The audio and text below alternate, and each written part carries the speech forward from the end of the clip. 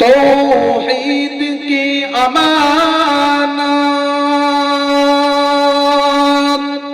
सीनों में है हमारे, तौहीद की अमानत सीनों में है हमारे, आसा नहीं मिटाना नामो निशा हमारा। आले सय्यिदिना मौलाना मुहम्मद। अल्हम्दुलिल्लाह वकफा व सलामुन अला इबादिही अल्लज़ीना इस्तफ़ा, अम्मा बाद। فأعوذ بالله من الشيطان الرجيم، بسم الله الرحمن الرحيم. عبس وتولى أن جاءه الأعمى وما يدريك لعله يزكى أو يذكر فتنفعه الذكرى، أما من استغنى. صدق الله مولانا العلي العظيم، وصدق رسوله النبي الكريم، ونحن على ذلك من الشاهدين والشاكرين والذاكرين، والحمد لله رب العالمين. আল্লাহ পাকের অশেষ মেহেরবানি, আজ পশ্চিমবঙ্গের মধ্যে একটি মাদ্রাসা আব্দুল্লাহ ইবনে মাকতুম রাদিয়াল্লাহু তাআলা আনহু সাহাবীর নামে আমি আপনাদের সামনে অতি অল্প সময় কোরআনের কিছু আয়াত তেলাওয়াত করেছি। এই মাদ্রাসার নামকরণ করে যে সাহাবীর নামের ওসিলাতে আল্লাহ পাক এই সূরা অবতীর্ণ করেছে, সেই সূরার শুরুর কিছু অংশ আপনাদের সামনে পাঠ করেছি। অতি স্বল্প সময় আপনাদের সামনে কিছু আয়াতের তাফসীর করে ইনশাআল্লাহ আমি বিদায় নেব। এই সূরার শানে নুজুলে মুফাসসিরিনে কেরাম বলছেন, নবী করিম আলাইহিস সালাতু ওয়াস সালাম একবার মুশরিকদের সর্দারদেরকে ইসলামের দাওয়াত দিচ্ছেন একটা মজলিসের মধ্যে। দিনের দাওয়াত দিচ্ছেন এমন অবস্থায় একটা অন্ধ সাহাবী যার নাম আব্দুল্লাহ ইবনে উম্মে মাকতুম রাদিয়াল্লাহু তাআলা আনহু, যারই নামকরণ করে আজ এই মাদ্রাসা। এটা আপনাদের গর্ব যে আপনাদের এলাকায় পুরো পশ্চিম বাংলার মধ্যে সর্বপ্রথম এমন একটা মাদ্রাসা ভিত্তি স্থাপন দেওয়া হয়েছে যার নামে একটা সাহাবী আছে। আর শুধু সাহাবী নয়, যে সাহাবীর ব্যাপারে আল্লাহ পাক নিজের কালামের মধ্যে একটা সূরা পর্যন্ত অবতীর্ণ করেছে। কোরআনুল কারীমের শুরুতে বলা হয়েছে আবাসা ওয়া তাওয়াল্লা জাআহুল আ'মা। মুফাসসিরিনে কেরাম ব্যাখ্যা করছে এই সূরা যখন অবতীর্ণ হয় এর কারণ শানে নুজুল তাফসীরের মধ্যে পড়েছি, দেখেছি যখন আল্লাহর নবী কাফের মুশরিকদের সর্দারদেরকে নিয়ে দ্বীনের দাওয়াত দিচ্ছেন, হঠাৎ করে আব্দুল্লাহ ইবনে উম্মে মাকতুম রাদিয়াল্লাহু তাআলা আনহু অন্ধ সাহাবী কোরআনের একটা আয়াত পাঠ করার জন্য, শেখার জন্য আল্লাহর নবীর কাছে দৌড়ে দৌড়ে গেলেন। আল্লাহর নবীর কাছে গিয়ে জিজ্ঞাসা করতে লাগলো এই কোরআন পাঠ করার জন্য। আল্লাহর নবী এই জিজ্ঞাসা করাকে দুটোভূত ভাবলেন, খারাপ নজরে ভাবলেন না। আল্লাহর নবী মুখ ফেরালেন না, চোখ দিয়ে আব্দুল্লাহ ইবনে উম্মে মাকতুম রাদিয়াল্লাহু তাআলা আনহুর দিকে দৃষ্টি আকর্ষণ করলেন না। আল্লাহর নবী ওই সময়ে এই কথা ভাবলেন বর্তমানে এই মজলিসে আব্দুল্লাহ ইবনে উম্মে মাকতুম রাদিয়াল্লাহু তাআলা আনহুর প্রশ্নের উত্তরের থেকে আমি মুহাম্মদ এটা মনে করি এই মজলিসে মক্কার মুশরিকদের কাফেরদের সর্দাররা এখানে উপস্থিত আছে। এখন যদি এরা যদি দ্বীনের দাওয়াত কবুল করে নেয়, ইসলাম ধর্ম যদি গ্রহণ করে নেয়, তাহলে পুরো মক্কাবাসীর মধ্যে, পুরো মক্কা শহরের মধ্যে এই রকম সর্দারদের দ্বারায় আরো এদের আয়াতে যত মানুষ আছে সকলে ইসলাম গ্রহণ করে নেবে। সেই জন্য আল্লাহর নবী নবী করিম আলাইহিস সালাতু ওয়াস সালাম আব্দুল্লাহ ইবনে উম্মে মাকতুম রাদিয়াল্লাহু তাআলা আনহুর প্রশ্নের উত্তর দিলেন না, কিন্তু আল্লাহ পাক এটাকে পছন্দ করলেন না। সঙ্গে সঙ্গে আল্লাহ পাক কোরআনের আয়াত অবতীর্ণ করে বললেন আবাসা ওয়া তাওয়াল্লা, এই নবী আপনি কেন মুখ ফিরিয়ে নিলেন? কেন চোখটাকে আব্দুল্লাহ ইবনে আব্দ সাহাবীর দিক থেকে মুখ ফিরিয়ে নিলেন? আল্লাহ পাক বলতে চেয়েছে আমি তোমার এই কাজটাকে পছন্দ করিনি, কিন্তু আল্লাহর নবীকে দোষারোপ করা হচ্ছে। না না নাউযুবিল্লাহ, আল্লাহর নবীকে দোষারোপ করা হয়নি। তাফসীরের মধ্যে পেয়েছি যেই রকম দুনিয়ার বুকে দুইটা রোগী, একটা রোগী হলো ক্যান্সারের রোগী, আর একটা হলো জ্বরের রোগী। দুটো রোগী যেরকম ডাক্তারের কাছে রোগী, সেই রকম ডাক্তারের কাছে যেই রোগীটা আগে যাবে সেই রোগীকে ডাক্তার চিকিৎসা করবে। যদি সত্যি জ্বরের রোগী আগে যায় ডাক্তার চিকিৎসা করবে, আর যদি ক্যান্সারের রোগী আগে যায় ডাক্তারের কাছে ডাক্তার চিকিৎসা করবে। কিন্তু ডাক্তারের কাছে জ্বরের রোগীটা গেল, ক্যান্সারের রোগীটা গেল না। ডাক্তার নিজে এসে ঘরে ক্যান্সারের রোগীর জন্য ওষুধ পানি দেবে না, বরং যে জ্বর হওয়া ব্যক্তি, যে সত্যি কাশি হওয়া ব্যক্তি ডাক্তারের কাছে দৌড়ে গেল, তার জন্য সেই ডাক্তারটা চিকিৎসা করবে। এই রকম ভাবে আল্লাহর নবীর কাছে আব্দুল্লাহ ইবনে উম্মে মাকতুম রাদিয়াল্লাহু তাআলা আনহু দৌড়ে দৌড়ে কোরআন শিক্ষার জন্য গেল। কিন্তু আল্লাহর নবী ওই সময়ের জন্য ভেবেছিল উনি তো মুসলমান আব্দুল্লাহ ইবনে উম্মে মাকতুম, পরে অন্য কোন সময় ওনাকে পড়িয়ে দেব, ইসলামের হুকুম হাকাম যা কিছু প্রশ্ন করেছে আমি মুখস্থ করিয়ে দেব। কিন্তু বর্তমান সময়ে সব সময় কাফেরদের সর্দারের একত্রিত জায়গায় পাওয়া যাবে না। সেই জন্য ওই সময় এই কাজটি আল্লাহর নবী কাফেরদের সর্দারদের দাওয়াতটাকে উত্তম ভেবে দাওয়াত দিলেন। কিন্তু আল্লাহ পাক এই কাজকে পছন্দ করলেন না। আল্লাহ পাক তার হাবিবকে বলে দিয়েছে, হাবিব ওরা কাফেররা সর্দাররা ইসলাম আনুক চায় না আনুক, আমি আল্লাহ পাক তোমাকে এর ব্যাপারে কোনো প্রশ্ন উত্তর হিসাব কিতাব নেব না। আপনার কাজ দাওয়াত দেওয়ায় কোরআনের একাধিক জায়গায় আল্লাহ পাক বলেছেন নবী কাফেরদের জন্য আপনি আপনার জীবনকে বরবাদ করবেন না।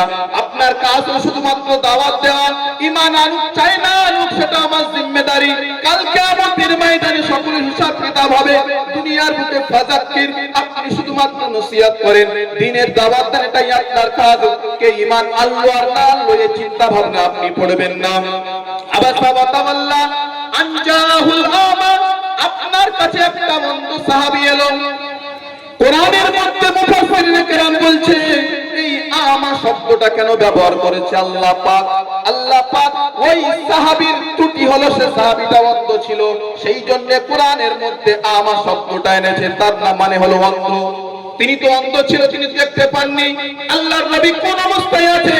কাফেরদের সর্দারদেরকে দাওয়াত দিচ্ছেন না, অন্য কোন মজলিসে বসে আছে। ওই জন্য কোরআনে আল্লাহ পাক আল আমা অন্ধ শব্দ এনেছে আব্দুল্লাহ ইবনে উম্মে মাকতুম রাদিয়াল্লাহু তাআলা ত্রুটি নিয়ে, যে উনি অন্ধ সাহাবী দেখতে পাননি। আল্লাহর নবী কোন অবস্থায় আছে গিয়ে জানতে চাইলে আল্লাহর নবীর কাছে কোরআনের ওই পাঠ করার জন্য, কিন্তু আল্লাহর নবীকে এটা ভালো মনে করেননি ওই সময়ের জন্য। আনজাহুল আমা আবাসা ওয়া তাওয়াল্লা আনজাহুল আমা ওয়া মা ইদরিকা লাআল্লাহু ইয়াযাক্কা। আল্লাহ পাক বলছে এই নবী আপনার কি বিশ্বাস, আপনার কি ইয়াকিন, আপনার কোন দলিল আছে যে ওরা কাফেরের সর্দাররা ঈমান নিয়ে আসবে আর আপনি খুশি হয়ে যাবেন? হেদায়েত কার হাতে? আল্লাহ পাক। মান ইয়াহদিল্লাহু ফাহুয়াল মুহতাদ ওয়া মান ইউদ্লিল ফালান তাজিদা লাহু ওয়ালিয়াম মুরশিদা। আল্লাহ পাক যাকে চাইবেন তাকে হেদায়েত দেবেন, যাকে চাইবেন না দুনিয়ার বুকে কোন ওলি পীর সাহেব খানকার দরবারের বাবা কাউকে হেদায়েতের রাস্তা দেখিয়ে আল্লাহ পাকের মনোনীত বান্দা করতে পারবে না। আও ইয়াদাক্কারু ফাতানফাহু যিকরা। এই নবী আপনি যে কাফেরদের সর্দারকে নসিহত নসিহত করছেন, ভালো কথা বলছেন, ফাতানফাহু যিকরা, আপনার ওই নসিহতটা যদি উপকার করবে, আপনার কি বিশ্বাস? হতে পারে আপনার সামনে হয়তো সুফি সেজে দ্বীনের দাওয়াত শুনে নিচ্ছে, আপনার পিছনে গিয়ে ইসলামের বিরোধিতা করবে, আপনার পিছনে ইসলামের ত্রুটি বার করবে, আপনার নবুয়তের দাওয়াত ইনকার করবে, মানবে না। আমি আল্লাহ, আমাকে অস্বীকার করবে, আমার কোরআনকে অস্বীকার করবে। আমি আল্লাহ, আমাকে অস্বীকার করবে, আমার কোরআনকে অস্বীকার করবে। কিন্তু আপনি যখন এই অন্ধ সাহাবী, সে একটা মুসলমান ব্যক্তি আপনার কাছে এলো কোরআনের একটা অংশকে শেখার জন্য, আপনি ওই অন্ধ সাহাবীর দিকে মনোযোগ না দিয়ে আপনি কাফেরদের সর্দারের দিকে মনোযোগ দিলেন। আপনার এই সময়ের জন্য আপনার এই কাজটা করা হয়নি।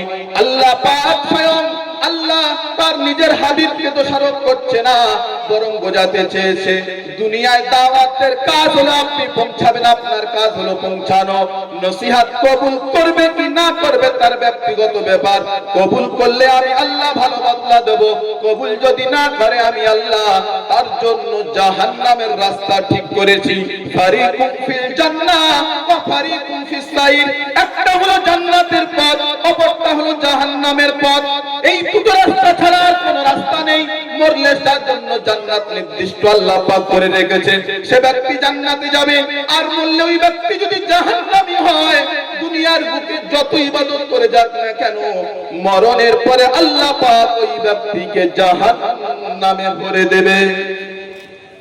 তাহলে দ্বীনের দাওয়াত যে কাজ, শুধুমাত্র আল্লাহ পাকের হুকুমের উপর আমল করা। এই যে আমাদের এলাকার তাবলীগী জামাতে কাজ করে, মাধ্যম নয়, লা ইকরাহা ফিদ্দীন, দ্বীনের ভিতরে কোনো জবরদস্তি করা হবে না। লা তাযিরু ওয়াজিরাতুন বিযরা উখরা, কোরআনে আল্লাহ পাক জানিয়ে দিয়েছে কিয়ামতের দিন দুনিয়ার কোনো বান্দা কারোর গুনার বোঝ উঠাবে না। আপনি যত পিতা হোক না কেন, আপনি যার সন্তান হোক না কেন, আপনি যার দাদু হোক না কেন, আপনার নাতি যতই আলেম হোক না কেন, আপনার সন্তান যত বড় মুহাদ্দিস হোক না কেন, কেউ কারোর পথ কিয়ামতের দিন মাথায় নেবে না, উঠাবে না। আপনার আমলের সাথে আপনার কিয়ামতের দিন বিচার হবে। আপনার আমলের সাথে আপনার বিচার। আসল উদ্দেশ্য মাদ্রাসা, যেজন্য আমি কোরআনের আয়াত তেলাওয়াত করেছি। আর যার নামে নামকরণে মাদ্রাসা, সে মাদ্রাসা, সে সাহাবীর ব্যাপারে বললাম যে তার ব্যাপারে আল্লাহ পাক কোরআন অবতীর্ণ করেছে। তাহলে কত দামি মানুষ হলে কোরআনের স্থান পায় তার ব্যাপারে। সমস্ত নবী রাসূলের মধ্যে আমাদের নবী সাইয়্যিদুনা রাসূলুল্লাহ সাল্লাল্লাহু আলাইহি ওয়াসাল্লাম শ্রেষ্ঠ কেন? এনার উপরে কোরআন অবতীর্ণ হয়েছে, এই জন্য সমস্ত রাসূল, সমস্ত নবীদের মধ্যে ইনি হলেন শ্রেষ্ঠ। কোরআন রমজান মাসে অবতীর্ণ হয়েছে, ওই জন্য 12টা মাসের মধ্যে রমজানুল মুবারক মাস সবথেকে শ্রেষ্ঠ। শাহরু রমাদান আল্লাযী উনজিলা ফীহিল কুরআন, কোরআন অবতীর্ণ করা হয়েছে রমজান মাসে, সেই জন্য 12টা মাসের মধ্যে আল্লাহ পাক রমজানুল মুবারক মাসকে শ্রেষ্ঠ করেছেন। রমজানুল মুবারক মাসকে শ্রেষ্ঠ করেছেন। কোরআন অবতীর্ণ হয়েছে লাইলাতুল কদরের রাতে, সেই জন্য দুনিয়ার ভিতরে সবথেকে দামি রাত হলো লাইলাতুল কদরের রাত। হ্যাঁ, ইন্না আনজালনাহু ফি লাইলাতুল কদর, লাইলাতুল কদর খায়রুম মিন আলফি শাহর, 1000 মাসের থেকে উত্তম। একটা রাত 1000 মাস। আমাদের মধ্যে কতজন মাঝে বাবাজিরা 1000 মাস, প্রায় 80 বছরের উপরে চলে যায়।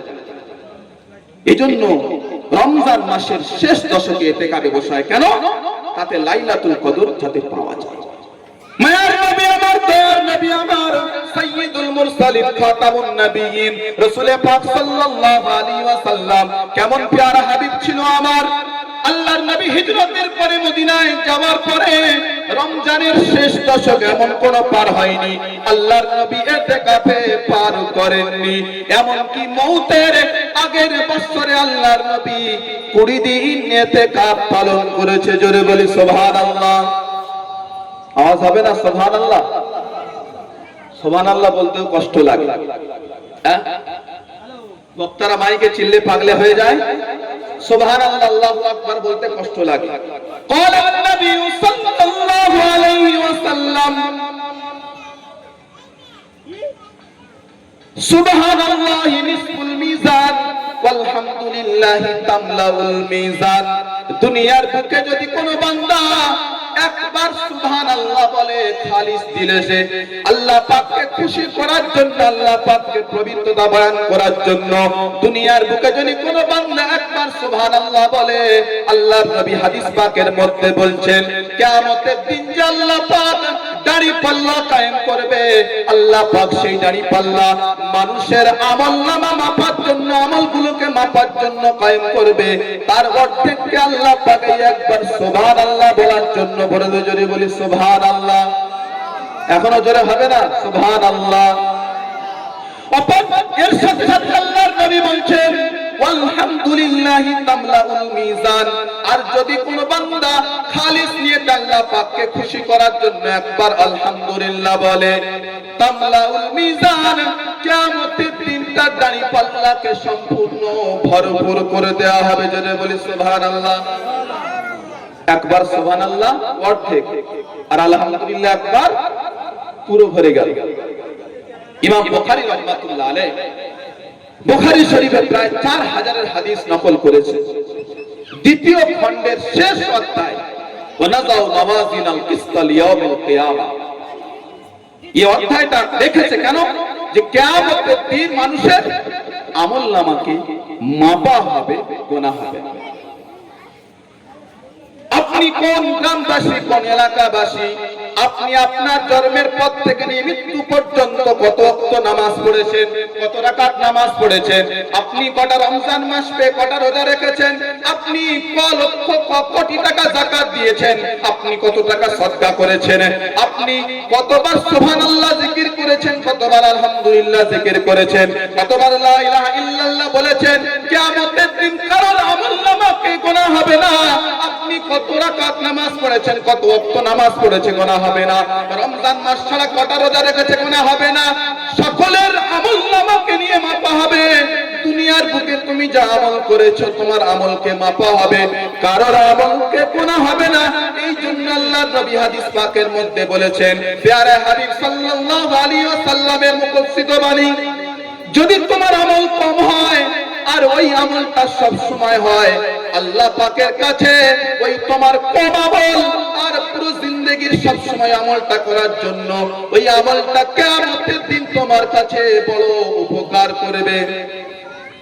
আপনি একদিন জামাতে গিয়ে একচিল্লা জোশে পড়ে একদম ইশরাক, তাওয়াবিন, তাহাজ্জুদ, একদম চাষ কিচ্ছু ছাড়েননি, একদম সারাদিন তাসবিহ কালো হয়ে গেছে পড়ে পড়ে। 2 মাস পরে নামাজে গেছে, দাঁড়িয়ে গেছে, ইশরাক তাহাজ্জুদ করে এই আমল আল্লাহ পাকের কাছে পছন্দ না। হুট করে আসলে আর হুট করে গেলে না, অল্প আমল দায়ী হবে, সব সময় হবে, আল্লাহ পাকের কাছে সে আমল পছন্দ। আপনি যত যা কিছু আমল করেছেন কিয়ামতের দিন আপনার সামনে পেশ করা হবে। এ মাদ্রাসা দুনিয়ার বুকে জীবিত যতদিন থাকবে, দিনের প্রচার প্রসার কতদিন হবে, দুনিয়ার বুক থেকে যখন আলেম ওলামা মাদ্রাসা সব শেষ হয়ে যাবে, এমন একটা সময় চলে আসবে, দুনিয়ার শেষ সময় সকলকে কিয়ামতের জন্য প্রস্তুতি করা হবে। যারা মারা গিয়েছে তাদেরকে কবর থেকে উঠানো হবে, হাসরের ময়দানে সকলকে নিয়ে যাওয়া হবে। হাসরের ময়দান আলাদা কোনো জায়গা নয়, দুটো জায়গায় পাওয়া যায়। একটা জায়গায় ফিলিস্তিনের কথা আসে, আর ফিলিস্তিন, আর দ্বিতীয় হলো আরাফার ময়দান। আপনি প্রশ্ন করবেন, হুজুর তাহলে আরাফার ময়দান এখন আরবে আছে, ওই কি ময়দানে? আদম আলাইহিস সালাম থেকে নিয়ে ঈসা রূহুল্লাহ আলাইহিস সালাম পর্যন্ত যত নবী, যত রাসূল, যত উম্মত দুনিয়ার বুকে এসেছে, আল্লাহ পাক সকল মাখলুকাতকে একত্রিত করবে। এই আরাফার ময়দানে এটুকু কিভাবে একত্রিত হবে? প্রশ্ন করতে পারেন না? আল্লাহ পাক কিয়ামতের দিন আরাফার ময়দানকে খিচে রুটির মতো, যে এরকম রুটি বেলনে বেললে রুটি বাড়তে থাকে, জমিনকে আল্লাহ পাক খিচবেন, খিচে খিচে জমিনটাকে আল্লাহ পাক বড় করে দেবেন। সকল আউয়ালিন তাখিরিন সমস্ত মানুষ, রাসূল, নবী, পয়গম্বর, সাহাবায়ে কেরাম, তাবিঈন, তাবে তাবিঈন, আইম্মায়ে মুজতাহিদিন, আইম্মায়ে তরিকত, সুফি, দরবেশ, পীর, আলেম, ওলামা, হাফেজ, কারি, মাওলানা, মুফতি, কাউকে বাদ দেওয়া হবে না। সকলকে হাসরের ময়দানে উপস্থিত হবে। হাসরের ময়দানে উপস্থিত হবে। আপনারা শুধু শুনেছেন তো হাসরের ময়দানে হিসাব হবে, কিন্তু হিসাবের আগে কি হবে সে আরেক ঝলক, সে আরেক ঝলক। قال النبي صلى الله عليه وسلم لا تزول قدم ابن آدم يوم القيامة حتى يسأل عن خمس: عن عمره فيما أفناه، وعن شبابه فيما أبلاه، وعن ماله فيما اكتسبه، وفيما أنفقه، وماذا عمل فيما علما। প্যারে হাবিব সাল্লাল্লাহু আলাইহি ওয়াসাল্লাম হাদিস পাকের মধ্যে বর্ণনা করেছেন, কিয়ামতের দিন বনি আদম অর্থাৎ আদম আলাইহিস সালাতু ওয়াস সালামের কোন সন্তান এক পা আগে পা বাড়াতে পারবে না যতক্ষণ না পর্যন্ত 5টা প্রশ্নের উত্তর না দেবে। কটা প্রশ্ন? 5টা প্রশ্ন। আপনি মুহাদ্দিস হন, যে দুনিয়ার লিডার হন, সকলকে 5টা প্রশ্ন। পুরুষ মহিলা কোনো ভেদাভেদ করা হবে না, ধনী গরিব কোনো ভেদাভেদ করা হবে না, আলেম মূর্খ কোনো ভেদাভেদ করা হবে না। সকলের জন্য আল্লাহ নবী বলেছেন 5টা প্রশ্ন করবে। অবস্থা কোন মুখ? হাসরের ময়দান। আজ দুনিয়ায় সূর্য কত দূর থেকে? প্রায় 9,30,00,000 মাইল। বাইরে সূর্য তাপ দেয়, অন্ধকারে বসে আছি, দেখো কথা বলছি ঘেমে যাচ্ছে। এর জন্য এসি, পাখা, ফ্যানের ব্যবস্থা। কিয়ামতের ময়দানে মাহশারে আল্লাহর হাবিব সাল্লাল্লাহু আলাইহি ওয়াসাল্লাম বলেছেন, কিয়ামতের ময়দান যখন হয়ে যাবে, হাদিসের মধ্যে সে সূর্যটা মাথার 1 মাইল উপরে চলে আসবে। আজ দুনিয়ায় সূর্য একটা মুখ দিয়ে তাপ দেয়, কিয়ামতের দিন সূর্য 12টা মুখ খুলে দেবে আল্লাহ পাকের হুকুমে।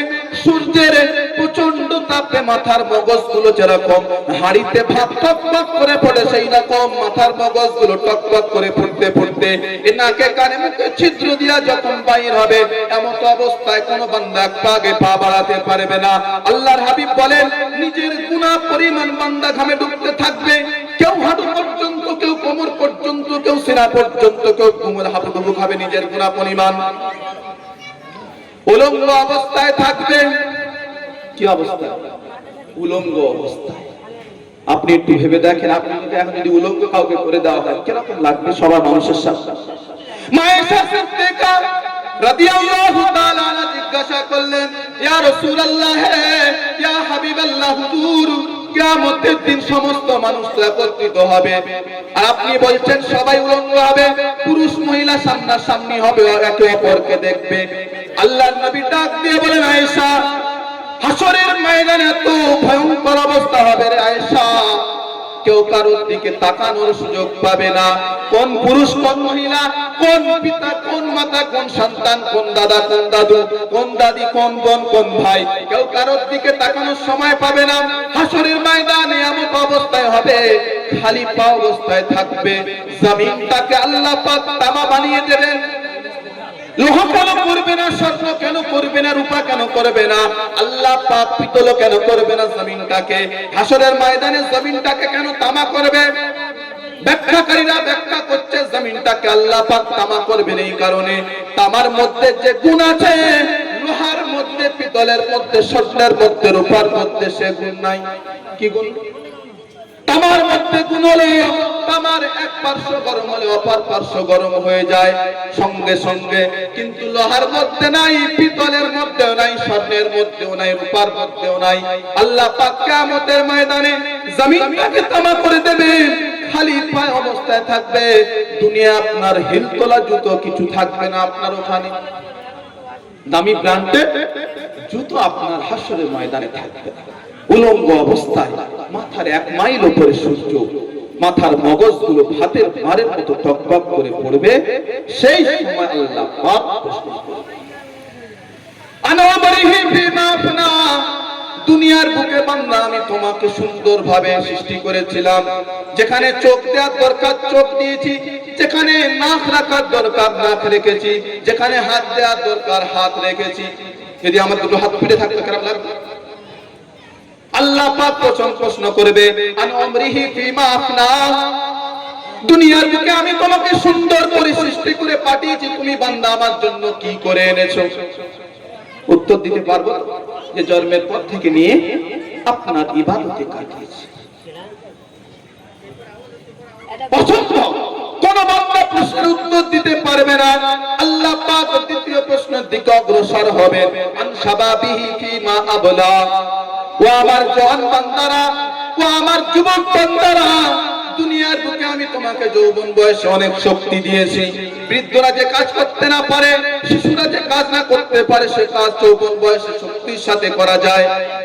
আল্লাহ পাক প্রথম প্রশ্নে পুরো জিন্দেগির ব্যাপারে জিজ্ঞাসা করার পরে ফের দ্বিতীয়বার প্রশ্নে কেন খাস ভাবে যৌবনের কথা জিজ্ঞাসা করছেন?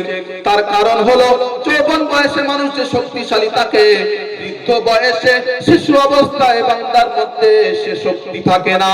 আল্লাহ পাক প্রশ্ন করবে আন শাবাবিহি ফিমা আবলা, দুনিয়ার বুকে আমি তোমাকে যৌবন দিয়েছি, তুমি যৌবনটা কোথায় পার করেছো রে বান্দা?